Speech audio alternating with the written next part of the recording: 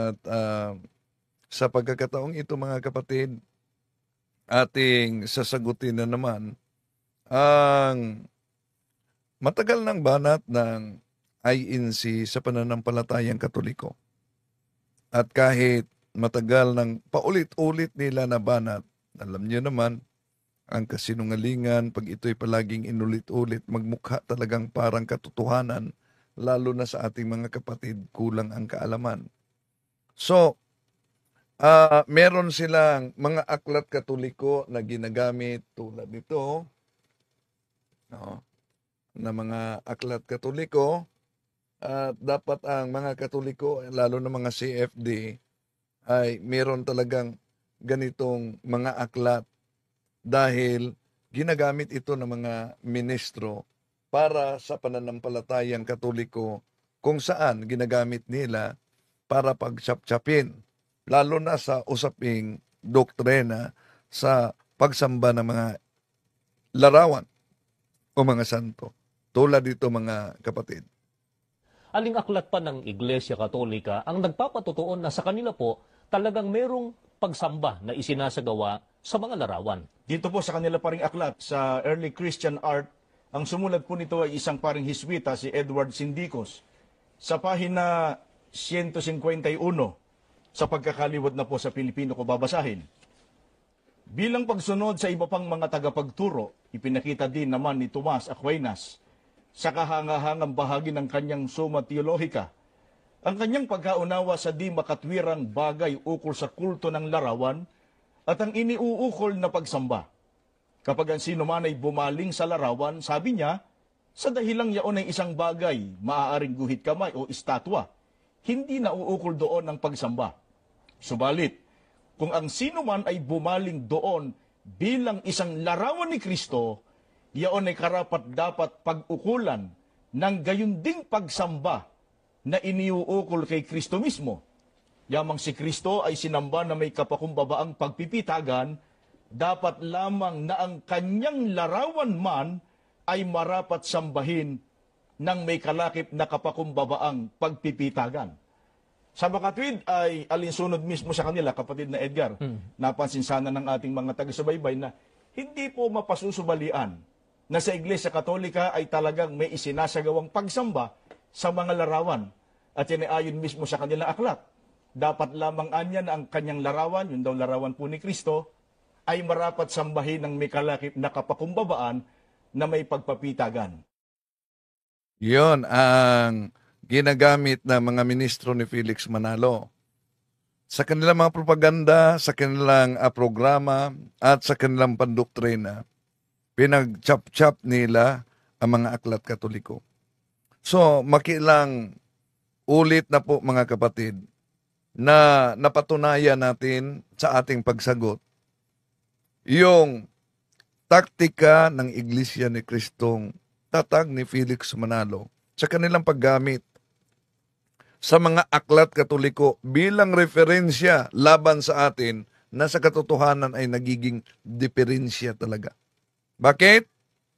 Nakagawian na ng mga ministro ni Felix Manalo dahil yun talaga ang kanilang part sa kanilang pag-aaral sa New Era University na mga hablot ng mga nakasulat sa aklat Katoliko na wala naman sa konteksto. At iginiit nila na ang mga iyon ay mga opisyal aral daw ng simbahang Katoliko. Pero yung mga ginagamit nila, out of context mga kapatid. So kung maalala niyo, ating pinarinig sa inyo yung paggamit nila sa salitang pagsamba, early Christian art. Ito po na binasa. Pero mapansin ninyo mga kapatid, ito talaga ang nakasulat, itinagalog lang ng ministro, no? Itinagalog ng ministro at kung basahin natin veneration, no? Ito ang mabasa. Following other schoolmen, Thomas also showed in a wonderful section of his Summa Theologica his understanding of the irrational element in the cult image. An edge veneration. Napansin nyo ba? Veneration. So, tinagalog nila pagsamba. When one turns to an image, he says, insofar as it is a thing either a painting or a statue, it deserves no veneration. But if one turns to it as an image of Christ, it deserves the same reverence as Christ himself. Since Christ is worshipped with humble veneration, it follows that his image too must be worshipped with relatively humble veneration. Yon ang mabasa mga kapatid, no? Humble veneration. Pero anong ginawa ng mga ministro? Sa Tagalog nila, eto mga kapatid. Aling aklat pa ng Iglesia Katolika ang nagpapatutuon na sa kanila po talagang merong pagsamba na isinasagawa sa mga larawan. Dito po sa kanila paring aklat, sa Early Christian Art, ang sumulat po nito ay isang paring Hiswita, si Edward Sindicos. Sa pahina 151, sa pagkakaliwat na po sa Pilipino ko babasahin. Bilang pagsunod sa iba pang mga tagapagturo, ipinakita din naman ni Tomas Aquinas sa kahangahangang bahagi ng kanyang Summa Theologica ang kanyang pagkaunawa sa di makatwirang bagay ukol sa kulto ng larawan at ang iniuukol na pagsamba. Kapag ang sino man ay bumaling sa larawan, sabi niya, sa dahilang yaon ay isang bagay, maaaring guhit kamay o estatwa, hindi na uukol doon ang pagsamba. Subalit, kung ang sino man ay bumaling doon bilang isang larawan ni Kristo, yaon ay karapat dapat pag-ukulan ng gayunding pagsamba na iniuukol kay Kristo mismo. Yamang si Kristo ay sinamba na may kapakumbabaang pagpipitagan, dapat lamang na ang kanyang larawan man ay marapat sambahin ng may kalakip na kapakumbabaang pagpipitagan. Sa makatwid ay alinsunod mismo sa kanila, kapatid na Edgar, napansin sana ng ating mga taga-subaybay na hindi po mapasusubalian na sa Iglesia Katolika ay talagang may isinasagawang pagsamba sa mga larawan. At yan ay ayon mismo sa kanila aklat. Dapat lamang anya na ang kanyang larawan, yung daw larawan po ni Kristo, ay marapat sambahin ng may kalakip na kapakumbabaan na may pagpapitagan. Okay. So, kung mapansin ninyo mga kapatid, lagyan nating kulay pula ang salitang veneration. Ito po, no? Veneration at humble veneration. Kung napansin niyo, ang nakasulat dito mga kapatid, isinalin ng mga ministro ang salitang veneration na pagsamba sa halip na ang veneration ay paggalang. So, sa original na nakasulat sa binasa nila, mabasa talaga, yun, kulay pula. Ipakita natin ulit mga kapatid sa kulay pula, veneration. So, ano po ba ang salitang veneration? Honor, respect, paggalang. But in Old English, yun ay worship. So, ang salitang worship na nating tinatalakay mga kapatid, na hindi na nangangahulugang pag-Diyos ang salitang worship. Kaya, kailangan talagang pag-aralan ang Old English at Old Tagalog para maunawaan ang konteksto.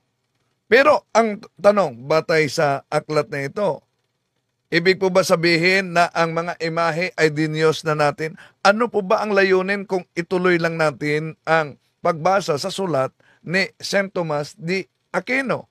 Ito po ang mabasa natin mga kapatid. Mabasa natin, pahina 151, Thomas Aquinas produced the summary of the position.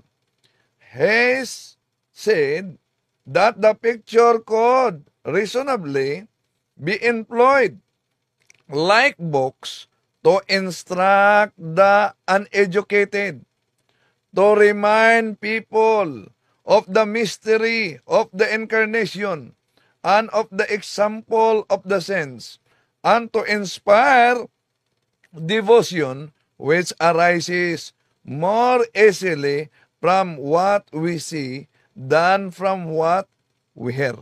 Yun ang layunin para sa imahe. Kaya veneration, ibig sabihin, paggalang. Pero, personal talaga nila, pilit talaga nila na isinalin ng Tagalog na ang paggalang na veneration ay pagsamba. Dahil magkakaiba talaga ang veneration sa salitang worship, mga kapatid. Although sa Old English language and even Old Tagalog, ang pagsamba at worship, ginagamit yan noon. Pero, napansin niyo, sinadya talaga ng mga ministro na isalin ang veneration sa salitang pagsamba o worship na hindi naman ang mabasa sa original na aklat. Sa dami ng mga aklat katolikong kanilang binabasa, mga kapatid, o panggamiting referensya, imposibleng hindi alam nila ang pagkakaiba na may tinatawag na theological kahulugan sa pagkakaiba ng salitang honor, respect, veneration, and adoration at worship. Dahil kung ginagamit nila ang mga aklat katoliko, hindi alam nila ang theological explanation ng simbahan kaugnay sa veneration and adoration na may tatlong ore, mga kapatid, yung tinatawag na latria. Yung latria ay pagsamba sa Diyos lamang. Merong tinatawag na hyperdulia, na yon ay paggalang sa mahal na Birhen Maria. At ang dulia ay ang paggalang sa mga santo. Kaya mas malawak ang kahulugan sa theological explanation at aral ng simbahan katoliko, mga kapatid, sa salitang veneration at adoration. Pero itong mga ministro ni Felix Manalo, grabe talaga. No? Kahit pa mga aklat katoliko ay ginagamit nila para ang mga inosente ay madaya. Bakit? Ito pa, katekismo. Ginagamit din ito ng mga ministro ni Felix Manalo. Sa anong paraan? Ito, pakita natin. Munting aklat katoliko. Ang pamagat po ay katekismo. Ito, katekismo. Ito po ay tinagalog ng paring si Luis de Abesquita. Pakinggan po ninyo ang kanyang sinasabi dito sa pahina 79, pagkatapos po at 82. Pagbangon mo sa banig, sabi, natutulog ka. Gusto kasi banig noon no?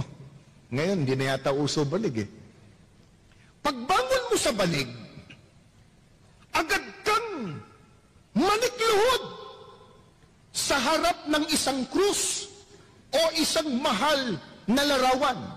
Bakit daw? Ituloy natin.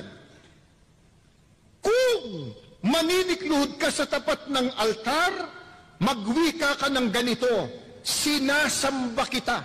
Yan, sinasamba kita. Ito talaga ang pinakita nila sa kanilang screen, mga kapatid. Basahin natin. Pagbangon mo sa banig ay agad kang manikluhod sa harap ng isang krus o sa isang mahal na larawan. Pansinin niyo ito, ha? Kung manikluhod ka sa tapat ng altar, magwika ka ng ganito, sinasamba kita. Ngayon, ipakita ko sa inyo yung original talaga na mabasa, meron bang sinasamba kita? Ito po, mga kapatid, pansinin ninyo, ha? Basahin natin. Sa pagbangon mo sa banig, ay agad kang manikluhod sa harap ng isang krus at sa isang mahal na larawan. Mangyaring mag-antanda ka muna at saka magdasal ng tatlong Ama namin. Sa Santissima Trinidad, sa Diyos Ama, ay hihingi ka ng pananampalataya, 10 ng pag-alala, nang di mo siya malimutan. Sa Diyos Anak ay dadaing ka ng pananalig at pati naman ng bait na ikakilala mo sa Kanya. Ngayon, ang tanong mga mahal na kapatid, nakita niyo ba yung sinabi ng ministro na pagbangon mo sa banig, agad kang manikluhod at sasabihin mong, sinasamba kita. Oh, di po ba? Wala namang mabasang sinasamba kita. Pero, talagang pinagdugtong-dugtong nila mga kapatid para igiit na opisyal na aral ng Simbahang Katoliko na diniyos ng mga Katoliko ang mga larawan ng mga santo. Ginagamit pa nila. Ano pang ginagamit nila mga mahal na kapatid? Sa pagtuligsa sa pananampalatayang Katoliko? Ito. Kaya nga, dapat meron din kayong mga kopyang ito. Siya ang inyong pakinggan ang aral Katoliko ni Father Enrique Demond Isvede. Ito ang ginagamit nila. Pansinin ninyo mga kapatid sa naturang aklat. Ito po ang ginagamit nila. Ayan. Babasahin ko po ang isang aklat Katoliko. Siya ang inyong pakinggan, ang aral na Katoliko. Ito po ay isinulat ng paring si Enrique Demond. Inilathala ng Catholic Trade School, may imprimatur at nihil obstat ni Jose Jovellanos, imprimatur ni Jose Bustamante. Babasahin ko po ito dito sa pahina 12. Ito po ang sabi ng pare, hindi po kami. Kung ating sinasamba ang larawan ni Kristong napapako sa krus, dinadasal natin, sinasamba kita, pinupuri Panginoon kong Heso Kristo. Hindi po kami may sabi nun. Sabi ng pare, sa kinagisang relihiyon daw, pag sinasamba nila ang larawan ni Kristo, di sumasamba nga sa larawan. Yan ang ginagamit. So napansin ninyo na itong INC, meron talaga silang sariling researcher na mga aklat at lumang mga aklat. Mahirap na ninyong hanapin itong mga aklat na ito. Ha? Mahirap na talaga niyo hanapin ito. Pero ginagamit nila ito. Na malinaw na sinasabi ng pare, ito ang argumento nila, kitang-kita sa aklat ng Simbahang Katoliko na sinabi ng otoridad Katoliko na sinasamba ninyo ang larawan. Una, yung sinasabi sa referensya na diferensya ang resulta sa kanilang interpretasyon, batay sa nakasulat na ang may akda ay si Father Enrique Demond Isvede, mga kapatid, na sinasamba ang larawan, yun ay tinutukoy mismo yung persona o yung tao na representa sa larawan. At yun ang ating Panginoon Jesucristo na nasa langit ang sinasamba. No? So, yun ang ibig sabihin mga kapatid. At balikan natin dahil ginagamit nila yung mga nakasinulat ng pari sa mga referensya aklat Katoliko na sinasamba ang larawan. Kung pag-aralan natin ang kasaysayan mga kapatid, pag sinasabing samba, worship, sa Old English, kahit sa Old Tagalog mga kapatid, pag sinabing pagsamba o worship, hindi yan nangangahulugang agad na latria. No? Kundi dulya o hyperdulya. nangangahulugan lang na pagbigay galang, pagbigay respeto, pagbigay parangal, o pagbigay pugay.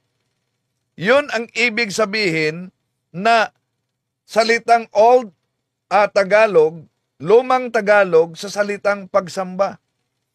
Dahil kung tingnan natin ang Biblia, napakalinaw din sa Biblia. Kahit sa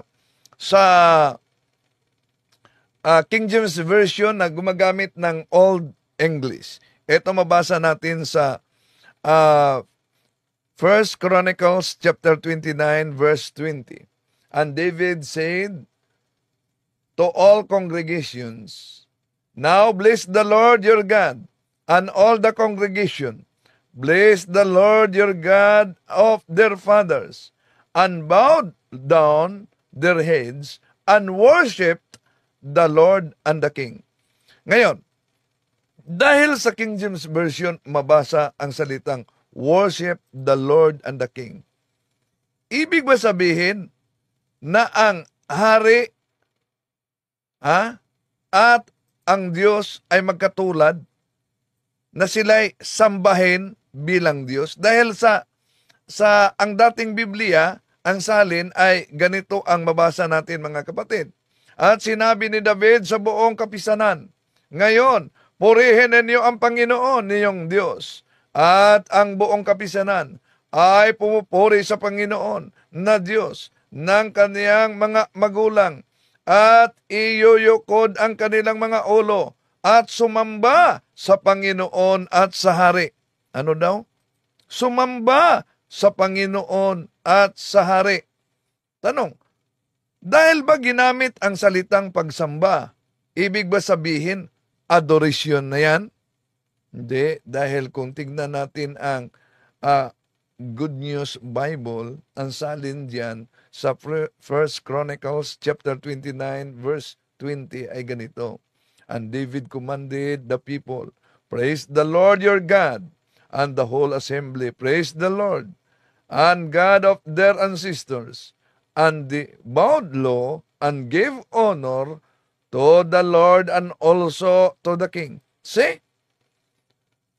So kung Biblia ang ating gagamitin, mga kapatid, sa iba't ibang salin, diyan malinaw, mga mahal na kapatid, na ang salitang pagsamba ay nangangahulugang paggalang. Dahil sinabi diyan na sambahin ang Panginoon at ang hari. Ibig ba sabihin na ang hari ay kilalanin na ding Diyos? Siyempre hindi. Ang ibig sabihin, sa sinasamba nila ang hari, hindi bilang Diyos, kundi ginagalang, kaya honor. So dito napapasok, mga kapatid, ang ibang kahulugan, ibang meaning sa salitang worship sa Old English. Ito yung pagbibigay respeto. Ito yung pagparangal, pagbibigay pugay, pagbibigay galang o respeto sa hari.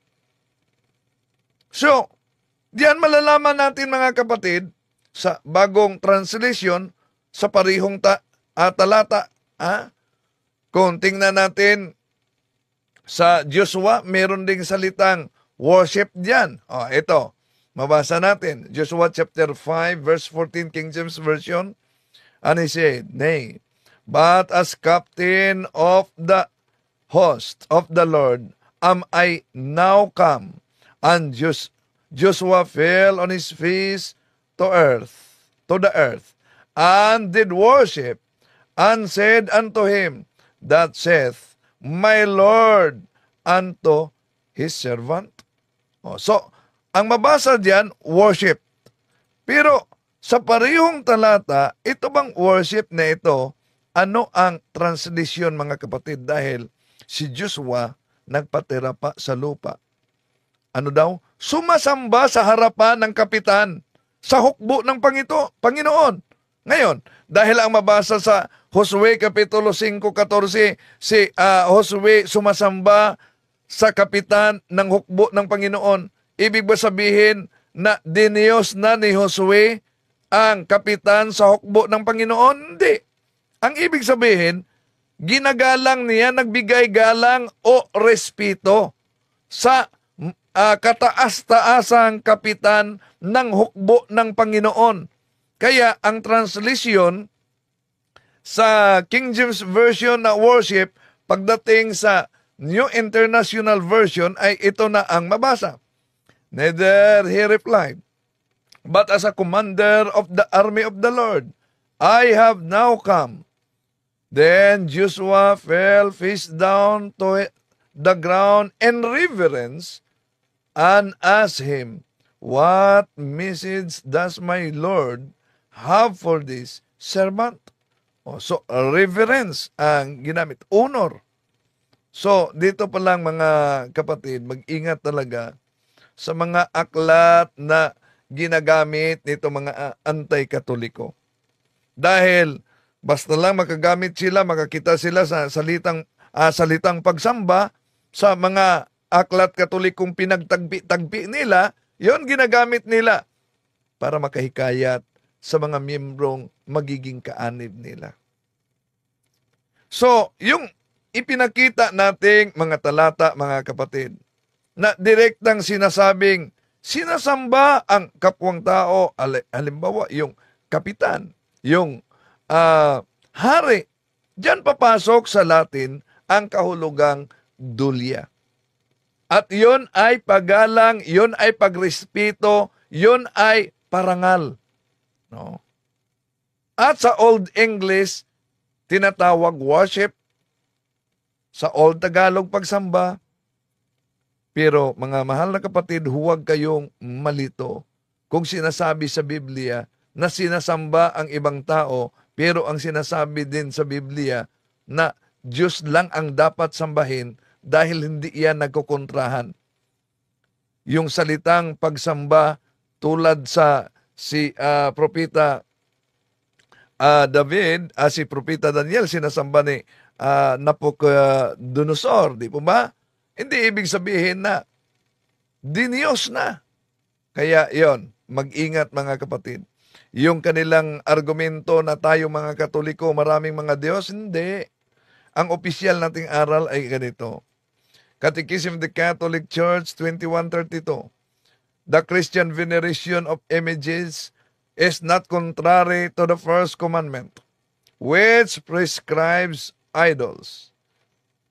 Indeed, the honor rendered to an images passes to its prototype, and whoever venerates an image venerates the person portrayed in it. The honor paid to sacred images is a respectful veneration, not the adoration due to God alone. Kaya, mga mahal na kapatid, kung nalilito kayo sa aral ng simbahang Katoliko, huwag kayong magtanong sa ibang sekta. Pasok kayo sa punto por punto, magtanong kayo sa ating mga kapatid na mga CFD para hindi kayo madaya sa mga nagsilitawan ngayon na mga ngaral sa siktang tatag lamang ng tao. Tandaan natin, ang kasinungalingan, pag ito'y palaging inulit-ulit, magmukha talagang parang katotohanan, lalo na sa ating mga kapatid na kulang ang kaalaman. Okay? So dito lang tayo, mga kapatid, balik dyan sa inyo, Bro Angel. Praise the Lord, no? Maraming salamat po, no? Una sa Diyos at sa iyo, Bro Wendell, sa napakagandang topic natin, no? So, paalala po sa atin lahat, kapag ikaw ay Katoliko, no, huwag kang magtanong sa anti-Katoliko dahil iba yung sasagot nila, no? Kaysa, yun nga ang mahirap minsan, may tanong tayo, no, tungkol sa aral Katoliko, pero ang nangyayari sa mga ibang tao, mga Katoliko, nagtatanong pa dun sa kumakalaban sa Katoliko. So anong sagot ang maasahan natin? So yun po, paalala po lahat sa atin yan at ang napansin ko diyan, Bro Wendell, no, doon sa pag doon sa pagpipreach nila, halos kalahati yata tungkol sa Katoliko, Bro Wendell. Yes, Katoliko talaga. Mula pa noon, Katoliko ang binanata nila at mga aklat Katoliko talaga. Kahit nasa mga opisyal na debate, Katoliko talaga. Narinig nyo ba sa mga ministro na binanatan ang Islam? La. Narinig nyo ba na binanatan ng mga ministro ang Satanic Church? Wala. Di ba Satanic Church, meron din silang imahe, si Baphomet. Pero di yan binanatan ng mga ministro ni Felix Manalo. Wala yan sa kanilang pandoktrina. Ang Buddhism, meron din silang imahe. Meron silang Buddha na kung makita natin, si Buddha, kalbo, mataba, malaki ang tiyan, ginawa pang alkansya ng karamihan. Pero, tinitira ba yan? Hindi, Katoliko talaga. Bakit Katoliko? Dahil alam natin na Juan Kapitulo 8:44, ang ama ng kasinungalingan ay walang iba, kundi ang demonyo. At, dahil ang demonyo ang ama ng kasinungalingan, galit ang karamihan sa katotohanan. At kaya, Katoliko ang kanilang pinagtulong-tulungan. May nabasa ako dito, Bro Angel, may nabasa akala akong... ko ba Bible study, pero yung isang talata, tapos maya-maya Katoliko na halos lahat halos lahat ang preaching nila, no? May nabasa ako, hindi. Bro Angel, may nabasa ako dito sa comment, saan daw mabasa ang salitang purgatorio sa Biblia? Di pagbigyan natin muna, no? Purgatorio ang hinahanap. La Sagrada Biblia. Ito La po. Sagrada Biblia. 1 Peter, 1 Pedro 3:19, a los tales predico mucho tiempo el Espíritu por boca de Noé la fabricación del arca, el Padre se entiende, el por cárcel, el purgatorio. Purgatorio. May nabasa tayong purgatorio dyan. Sa Tagalog, kulungan ng mga espiritu. Sige, kung ayaw ninyo ng purgatorio, sa Spanish, nabasa natin ang salitang purgatorio. Sa Tagalog, may nabasa diyang kulungan ng mga espiritu. Sige, ano ang tawag ninyo sa kulungan ng mga espiritu? Kung hindi yan, purgatorio. Okay, balik sa iyo, Bro Angel. To make his message known is our response.